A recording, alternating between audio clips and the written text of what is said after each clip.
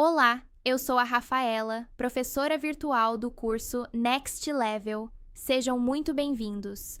Na aula de hoje, vamos fazer uma jornada poderosa pelas Escrituras, conectando dois momentos que, à primeira vista, parecem distantes, mas que estão profundamente entrelaçados no plano de Deus: o Monte Sinai, no livro de Êxodo, e o Pentecostes, no livro de Atos.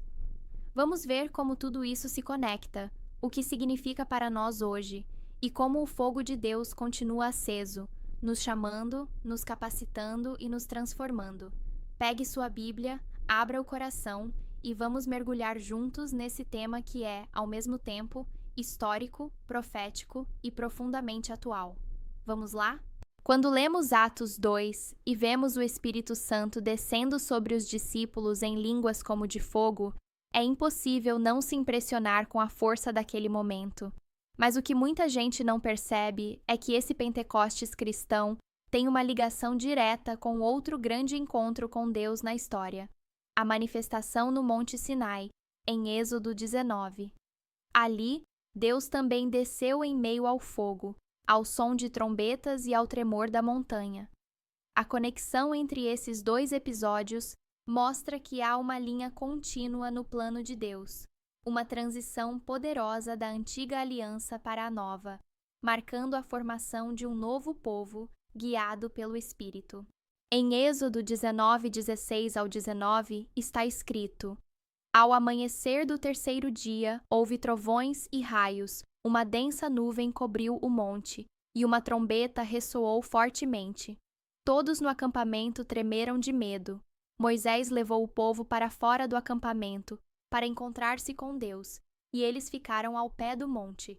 O Monte Sinai estava coberto de fumaça, pois o Senhor tinha descido sobre ele no meio do fogo. Dele subia fumaça como de uma fornalha. Todo o monte tremia violentamente, e o som da trombeta era cada vez mais forte. Então Moisés falou, e a voz de Deus lhe respondeu. Antes de ser um evento cristão, Pentecostes já era uma festa antiga do povo de Israel, conhecida como Shavuot, a festa das semanas.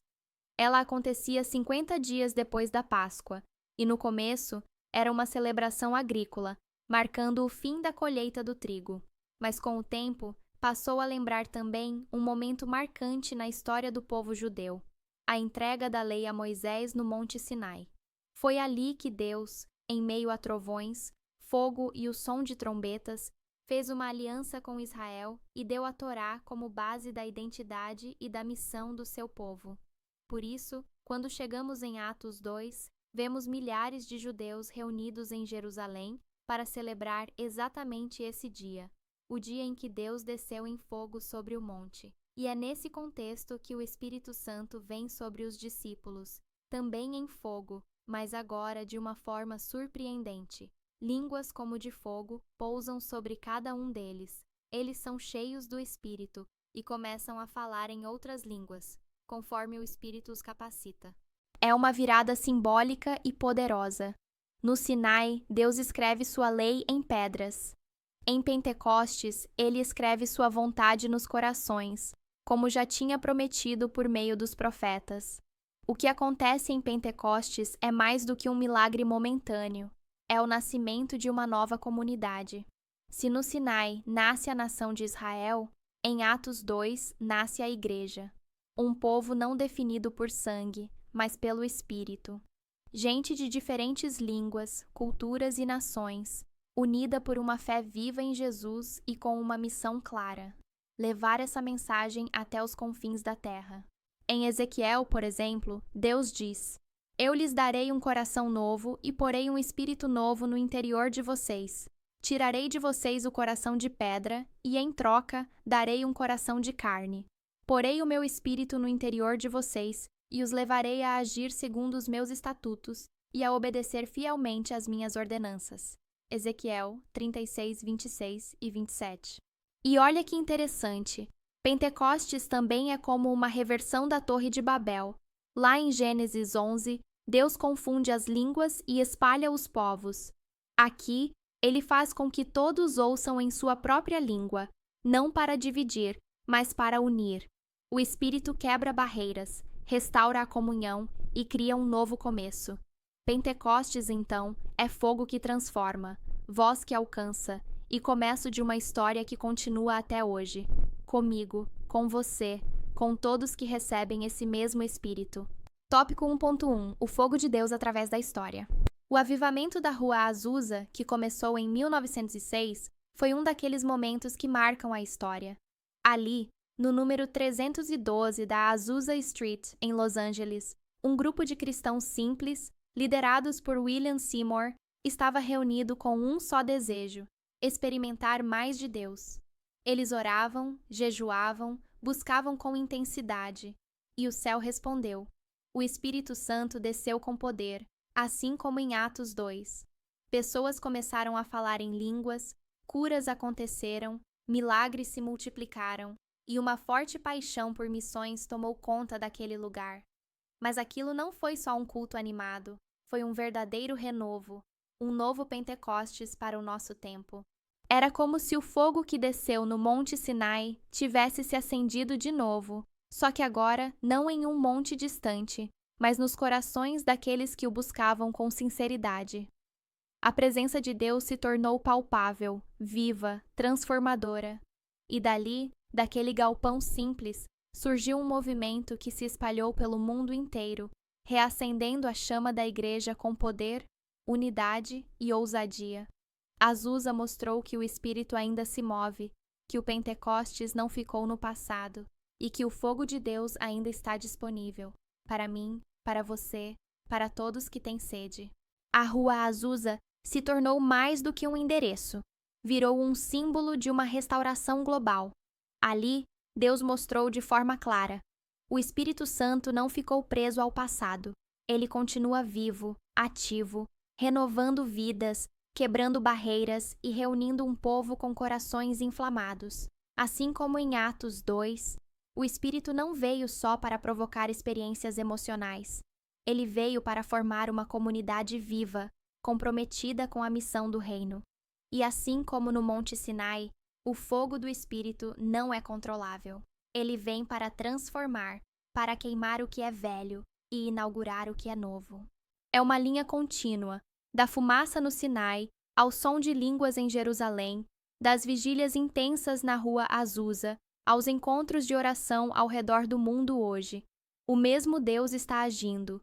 O mesmo fogo que um dia fez a montanha tremer, agora arde dentro de corações disponíveis. O Pentecostes não foi um ponto final, ele continua. Porque estamos vivendo nos últimos dias, anunciados pelo profeta Joel. Dias de derramamento, de missão, de igreja em movimento. No fim das contas, a história do avivamento é a história de um Deus que desce para levantar um povo. E esse povo, de ontem, de hoje e de amanhã, é chamado a viver cheio do Espírito, com poder, com amor e com domínio próprio. Agora vamos para o último tópico da aula de hoje, 1.2 As 3 dimensões do Espírito.